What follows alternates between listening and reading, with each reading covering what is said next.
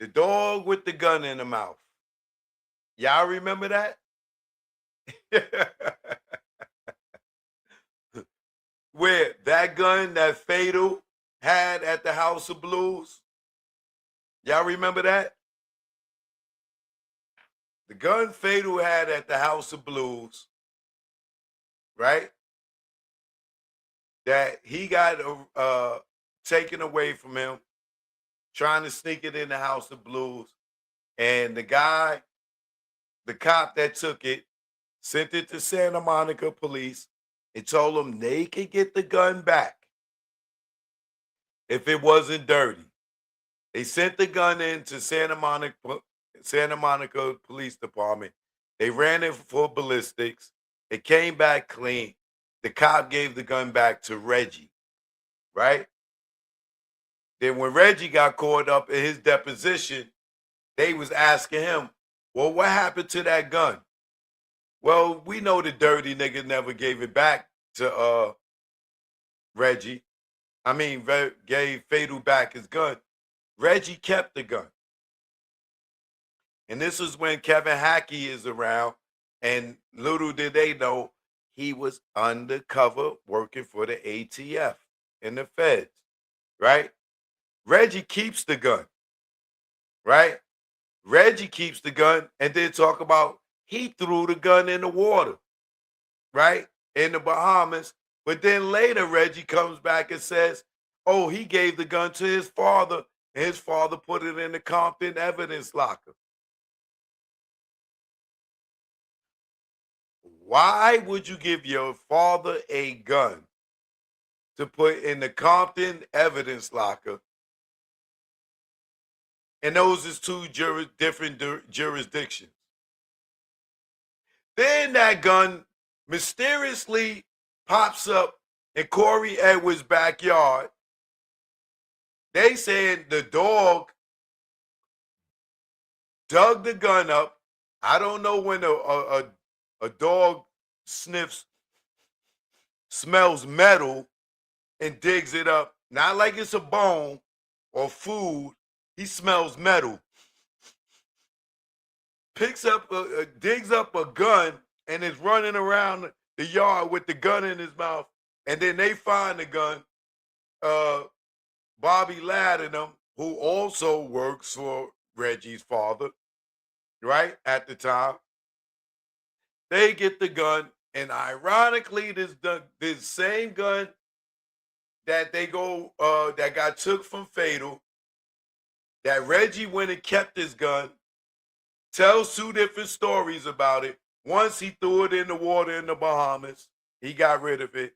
The other story in the deposition is he gave it to his father, and his father put it in the Compton evidence locker. Then you got Tim Brennan or Bobby Ladd, one of the others. They see the gun in the Compton evidence locker. They go and they look and they see where it came from. They go and they do a ballistic check on it, and it comes back as the gun that kills Tupac.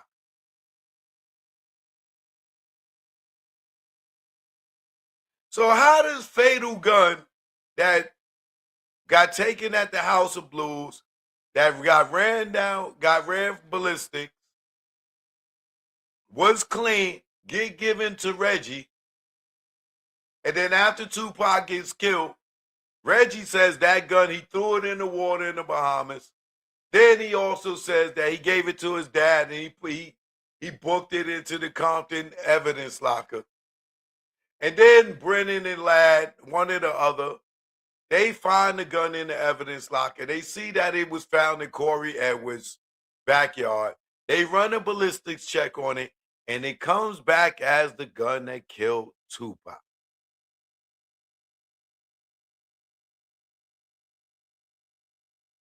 Then they say they give the gun to Vegas, and Vegas says, nah, this ain't the gun.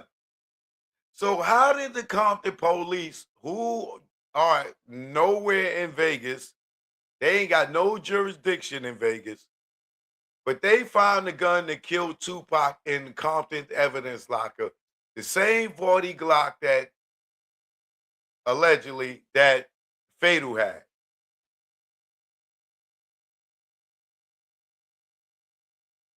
Make it make sense. Right? Make it make sense. Now, these are the same guys that work for Reggie's dad, right? And Reggie's dad is the one that is, ironically, when Orlando got killed, is the first one at the scene. And then they say Orlando gave a dying declaration saying that he killed Tupac after he claimed he had nothing to do with Tupac being killed the whole time. His whole life that he was alive, he said he didn't have nothing to do with Tupac being killed, and he felt like he was being used or set up, and he was a patsy, right? But when Reggie dad finds Orlando shot up, he gives a dying declaration. I killed Tupac. And then he died. Like he knew him being shot up, he wouldn't go to the hospital and get patched up and been all right. There's people that been shot up 10 times and still lived. So you telling me he got shot, and just because he got shot, he gave this dying declaration saying that he killed Tupac when his whole time he was alive for the 2 years after the shooting, he never claimed that he did it.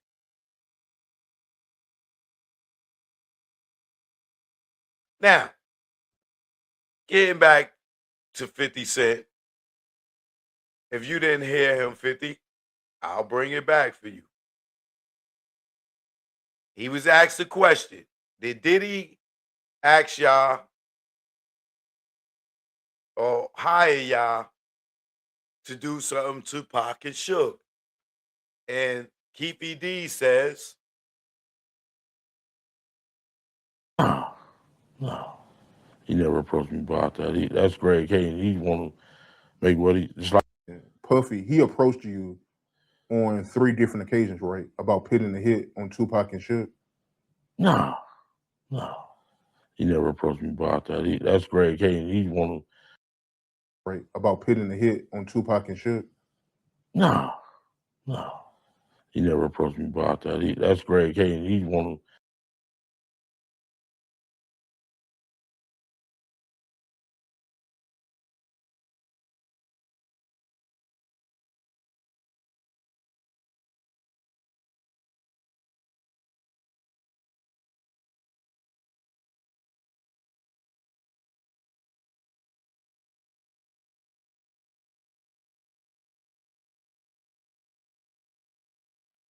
well, 50, you could take that out your documentary on Netflix. Because that's from Lying As Greg Caden. The guy that forged the statement for Poochie, a black guy. He knows how a black guy talks. A black guy he never met, right? But he was able to write a statement for this black guy he never met. And then know that this woman was lying, Teresa Swan or Tammy Hawkins, knew she was lying about this statement and let her go free, just like he let Keefe D go free for the drugs, as long as he agreed to say whatever he needed him to say about that Tupac and Biggie stuff. Now, let me get into some deep stuff for y'all, right? Now, if you did not know, the Tupac estate sued Orlando Anderson and Jerry Monk Barnes, who they said Jerry Monk Barnes had a white Cadillac and drove it into this body shop on White in the Laundry, right? Now, Corey Edwards said that if they were accusing Barnes, they were wrong because his Cadillac was a late 80s model. And they saying that the Cadillac was a newer model, right? And we know the Cadillac was a newer model, right?